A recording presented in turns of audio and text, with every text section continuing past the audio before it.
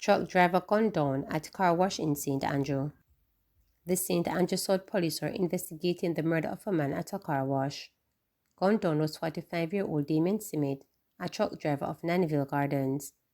Reports are that about 12:15 p.m., Simmet was sitting at the car wash, which is located in the vicinity of Henderson Avenue, when he was pounced upon by unknown assailants who shot him fatally. No motive has been established into Simmet's murder. The Olympic Gardens Criminal Investigations Branch is probing the matter. Additional $38 million seized in Caribbean estate fraud bust.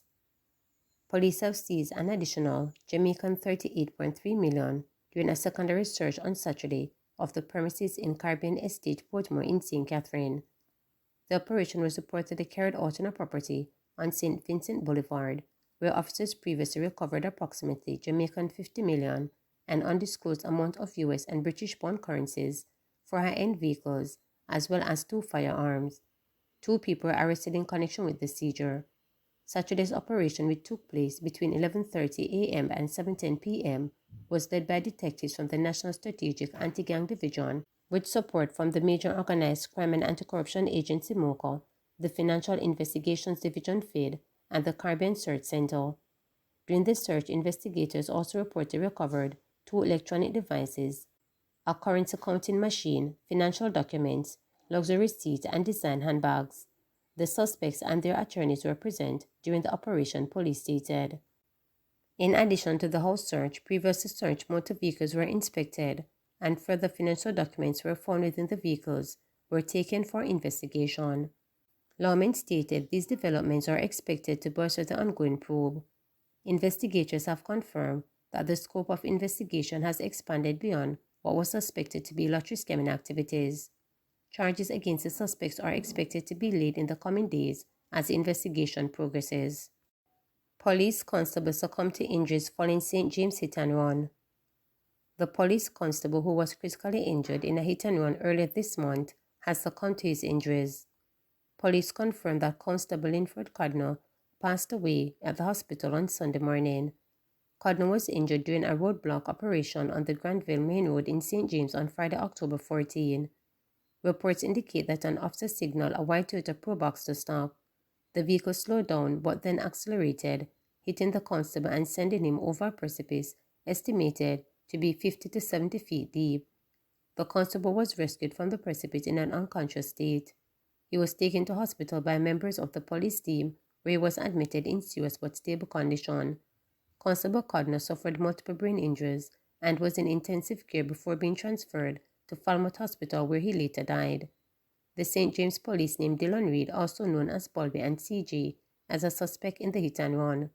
Reed surrendered to the police on October 5th, accompanied by his lawyer, after a manhunt was launched. 300 dead in road crashes since the start of the year.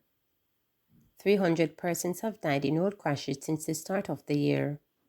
Vice Chairman of the National Road Safety Council, Dr. Lucian Jones, says while this is 11% fewer than the corresponding period last year, it is still not good news. He said to achieve the World Health Organization mandate to reduce road deaths by 50% by 2030 will be difficult. He said while road deaths are projected to be lower than last year, the country would have to redouble its effort to reduce motor vehicle crashes. The morning report by the police that 300 persons have died on the nation's roads is not good news. Yes, we are 11% down compared to last year. Yes, last year 36 more people died. But 300 is a huge number, especially when you put it in the context of what the WHO has mandated us to do, to reduce death by 50% by 2030 in the second decade of road safety. We have a long way to go to fulfill that mandate. We've been running one a day for the last month or so, and if that continues for the rest of the year, we're going to approach pretty close to 400 road deaths. Yes, less than last year, but not good. So the message read is that we need to redouble our efforts. We need to have the resources channeled into road safety to make sure that not one more person will die, much less 300. This is the second leading cause of violent death in the country. As a nation celebrating National Heroes Week. We're looking towards heroes on our roads, not just the police, but those who know what it is to drive carefully and to look out for your neighbor. Jamaica too slow to approve vital medication, Senator Crawford bemoans. Opposition Senator Damon Crawford says Jamaica has been too slow in approving medications, thus impeding access to upgraded drugs that can treat non-communicable diseases NCDs such as cancer. He charged responsible entities in the country to work with their partners in medical care and medicine to ensure availability and access to the best drugs for Jamaicans. This has been undue delay in the approval of medication in Jamaica that has caused us to be, in some cases, 3 years behind as it relates to the upgrading and improvements. Because we have not worked together, Crawford lamented as he contributed to a motion on breast cancer awareness in the Senate last Friday. He argued that whereby the United States, Canada, and the European Union have approved drugs, we must approve it ourselves as well. If it is approved by the European Union and or the US and Canada, then it is reasonable for us to accept any two of the three and move to allow our people to access upgraded medication and not having the backlog. By the time we approve item 5, there are some item 10s, he complained. In response, Government Senator Kamina Johnson-Smith said that Crawford's concern regarding getting the best drugs really hit a point with her because this was one of the issues that was discussed during Jamaica's historic trip into India. Johnson Thompson, along with dignitaries, had accompanied Prime Minister Andrew Holness on a 4-day working visit to India earlier this month, which was aimed at solidifying bilateral relations with the South Asian country.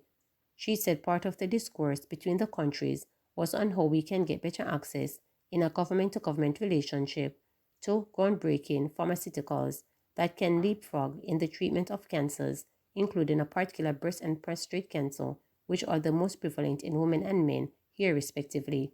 So there are issues on which we have altogether and the areas that we are working on, she said, pointing out that there's an increased support in the health sector for NCDs that included breast cancer. Johnson Thompson also encouraged members of parliament who are doing their part in the fight against breast cancer, signaling out Anne-Marie Valls, who has made its commitment each year to take women from her constituency in the high-risk range who wouldn't normally be healthy, seeking in that regard and make sure they are screened. And that, I think, is a kind of way in which MPs and caretakers can touch lives. They can reach out in areas of great need and assist, and it will give rise to a course of care that is important, she stated. Senator Crawford and Johnson Smith were making contributions to the Government Senate, Dr. Sfire Longmore motion to bring greater attention to Breast Cancer Awareness Month being recognized in October.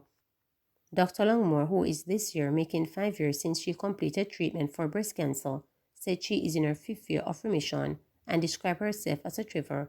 I've gone beyond surviving and I'm now in my thriving. Together thriving is possible, she noted. She also highlighted that Friday, October 18, was World Mammogram Day, during which people are encouraged to get their mammograms done. There's a meme going around, which, if you remember, with a cassette recording, is that if you remember when TV used to sign off, it's time for you to go and get your mammogram. And remember now that this is something that you should be doing on an annual basis because as you age the risk gets higher, she advised Jamaican women. Remember the simple breast examination, especially after that special time of the month when you're most able to pick up on these signs. And we must also remember that our men are at risk because it is in a male, it is more severe, she cautioned, noting that it is usually more lethal because it takes a longer time for men to pick up on it. Other members of the upper house, Government Senator Sharon Golding Campbell and Opposition Senator Gabriel Morris, who joined in the debate, also encouraged people to choose healthier eating habits, exercise, and strive to better manage stress in order to reduce the impact of or prevent NCDs such as cancers. Importantly, Morris underscored the mental strain that breast cancer passes not only on survivors, families and communities, but also the pressure it puts on the public health sector. I was reading and I noted that we have a deficiency of radiologists in the public health sector, and this really impacts how well we're able to give services to persons who have breast cancer, and this is something that I would like to see us rectify, she noted. On this point, Johnson Thompson agreed that radiologists is an area that needs assistance and pointed out that the government has been working towards improving in this regard. Radiologists are among the specialists here for some 600 scholarships were provided this year actually addressed areas of deficiency in the health sector, she noted. The senator also encouraged Jamaicans to support causes such as ICWI, Jamaica Reach the Recovery Pink Run, which takes place on October 27 at Emancipation Park. The proceeds from this event will be used to assist breast cancer survivors to access life-saving tests and treatment. Cancer of the breast is the most common cancer among Jamaican women, and with the alarming number of women being diagnosed annually, the need for financial support has increased significantly.